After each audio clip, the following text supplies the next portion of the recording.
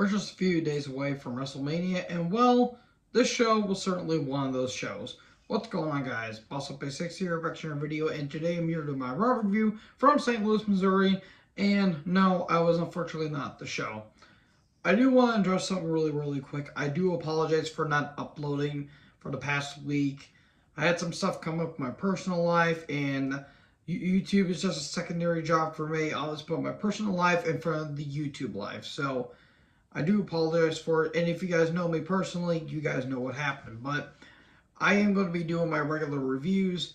It's just something came up this week that I had to take some time off and I had to spend time with family. But besides that, finally here to do my Raw review. And well, the show wasn't bad, but again, the build to Mania has not really been up to standards as a lot of people would think. So yeah, let's just get on with the show. So Sami and KO come down. We get a recap of what happened on SmackDown when they finally reunited to a huge pop that happened in Kansas City, by the way. And people are chanting Sami, and KO's like, I think they like you. And then people started chanting KO, and people are like, I think they like you too. And they go back and forth and talk about, like, we're like brothers. Even though we didn't have to be a tag team, we need to take down a bloodline together, and we're like brothers. And Owen says, well, it doesn't matter if we're fighting, not fighting. I've been your biggest fan. And the Usos come down. And they talk about, oh, you guys are wanting the tag team and you want to be taking on the bloodline. Well, nothing's going to be happening at Mania. Well, how about we have a match for those undisputed tag titles? And Jimmy says, you guys have been in a team for 3 minutes. We've been a team since day one. You ain't getting a match. Well, Jay says, this could be an opportunity to finally get rid of this Sami and KO problem. I'll just have the match at Mania. Here we go. Well, let's not wait till Mania, and then they get into a brawl. Usos get some chairs, but Roman, Solo, and Heyman arrive, and there you go. More on that in here a little bit. Theory took on Ford with Dawkins. It wasn't bad. I just don't care about Theory. Ford is a hell of an athlete, I will say. Dawkins is pretty good, too. A lot of people want to kind of say he's the Genetti of the group, which, star-wise, kind of, but Ford's a pretty damn good talent in his own right. Eventually, 8-10 down, Theory wins, and he says, well, Cena didn't believe in me. Well, at Mania, he is going to. Roman, Solo, and Heyman are backstage. Usos show up, and Roman basically tells everyone to leave, but Jay, you are staying. Then we come back from break, and Roman's like, so you don't talk for a couple weeks, then you finally show up, and now you start making decisions. Are you with us, or are you still in the bloodline? And Jay says, I am the bloodline. I am part of the bloodline. I love you and your family. Roman says, I love you too, and there you go. They ain't done yet. Byron and Pierce is backstage. Pierce was going to be talking about the Fatal 4-Way that's happening at the Mania Showdown, I think it is. It's between the How to Train Dragon cosplayers, aka the Viking Raiders, Team YU Bald, aka YU So Bald. That's Roman and Ricochet, Street Profits, and Alpha Academy.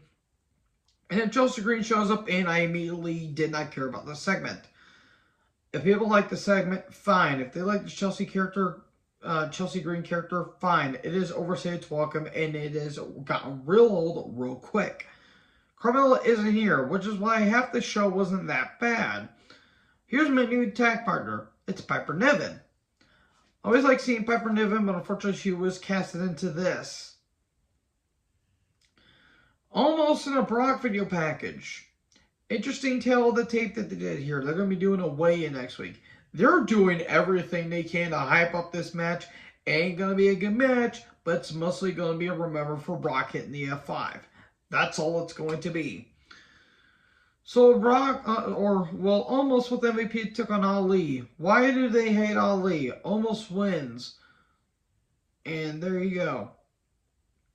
Then the human dumpster fire himself, the human tool bag himself, a.k.a. Logan Paul, and his entourage are backstage, and Miz is there. Okay.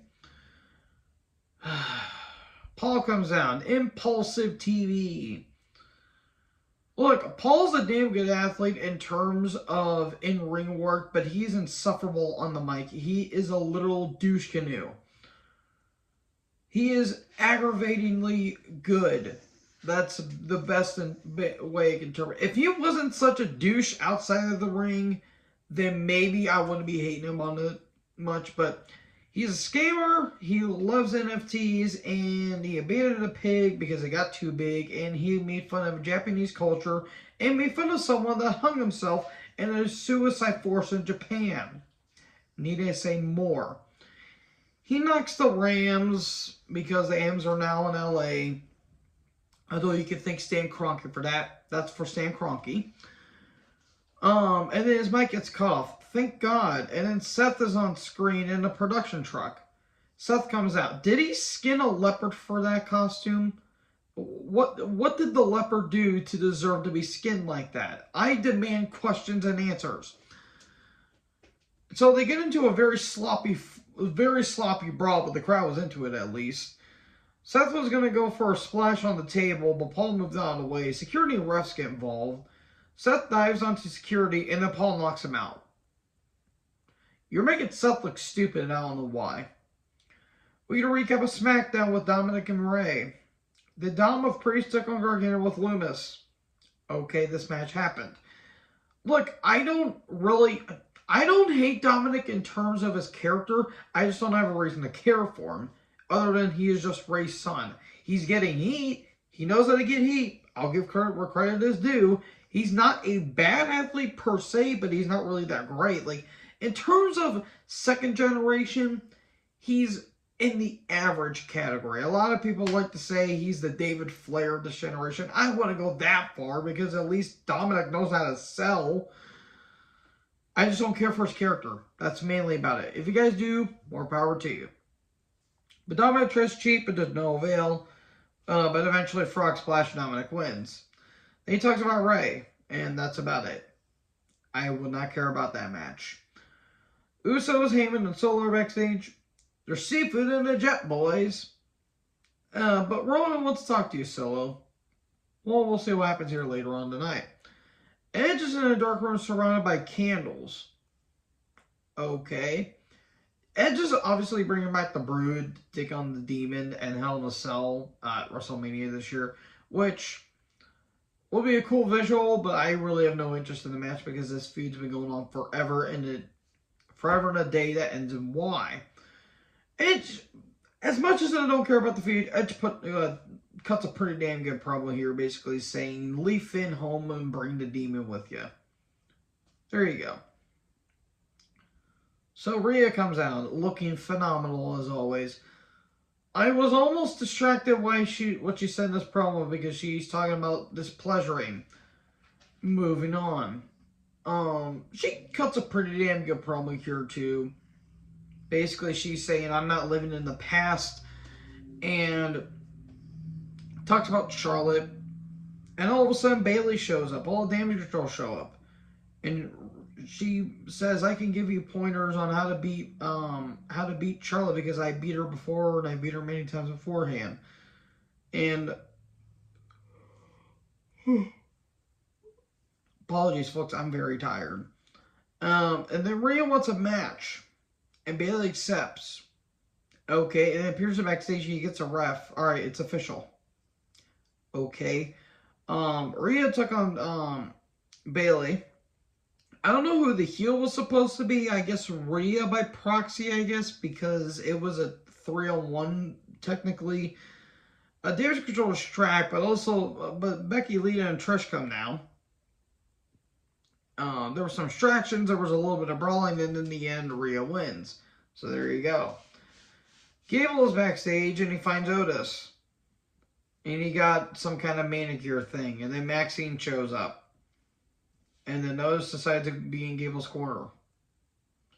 This is stupid. I legit hate this. This is stupid. This is one of the dumbest things that WWE has done in years. Ricochet with Braun, a.k.a. part of Team Why You So Bald, took on Gable with Otis. This match was actually not bad. It was actually a pretty solid match. And then towards the end of the match happened. There was some good stuff. I wouldn't mind a best of 3 series with these guys. I don't really care about Ricochet anymore. Ever since his match with Brock at Super Showdown in 2020, where he got buried, basically, I have not really cared for him because they haven't really given me a reason to care. And Gable takes so many damn pins, it's almost hard to take him seriously. There was an awkward spot off the top. I don't know what was supposed to happen there, but they kind of recovered from it. All of a sudden, Maxine comes down, and Otis gets distracted. Otis goes with her, and Shooting Star Ricochet wins. I don't get it. Asuka and Bianca took on Chelsea and Piper, but can they coexist? No, they couldn't. Well, they did, because eventually the match really wasn't anything. The crowd did not really care for this match. Eventually, KOD to Piper. I don't know why Piper took the pin, because Chelsea Green was right there, but I digress. It was always impressive to see Piper, Bianca showing her strength. And there you go. Bianca wins, and then Asuka attacks, and there you go. So I guess she's the heel then. They have not built up this feud. They have not built this matchup good at all. It's been a pretty lousy, very lousy feud that they're going with. Roman, Heyman, and Solo come down, and a moment too late, Cody shows up. Roman got some pretty damn good lines, and Roman says, well, no matter what you do, you always run away. You were Stardust, but then you ran away. And Roman was beast when it came to this. You started a company you couldn't even get over in, and you ran away. Jesus, that was a great line. And that was good. This wasn't a bad segment, in all honesty, even though I don't really necessarily care for Cody. And he says, I'm sick and tired of my family getting brought up, even though you bring it almost every damn time, Cody. You're being kind of a hypocrite. And he says, well, you want to talk about family? And he brings up his mom at one point. And the crowd was into it. I'll give it that. And then he says, well, what will happen on April 3rd to you? Not to me, but to you. What will Jay do? What would Jimmy do? What would Solo do? And he says, well, Solo, you've been shooting daggers at me, and guess what? You ain't ready. And everyone will leave you. You'll be the chief of no tribe, and you'll be the Roman without reigns. Okay, not gonna lie, that was some pretty clever words. Roman and Heyman leave, then Solo stays. Him and Cody have a stare down. Cody kicks him, and Solo's about to hit the spike, but Roman stops him. So there we go. We get more tension between the bloodline. The bloodline's going to come crashing down at some point. I don't know when. Who knows? So yeah, I didn't really have a whole lot to say because the show was just kind of there in all honesty. So thank you guys so much for watching this video. Make sure you guys leave a like, leave a comment, tap that big red subscribe button, tap the bell, so when I upload, you will be notified. Thank you guys so much for watching this video. And most importantly, join the herd. I'll talk to you guys next video. Peace out.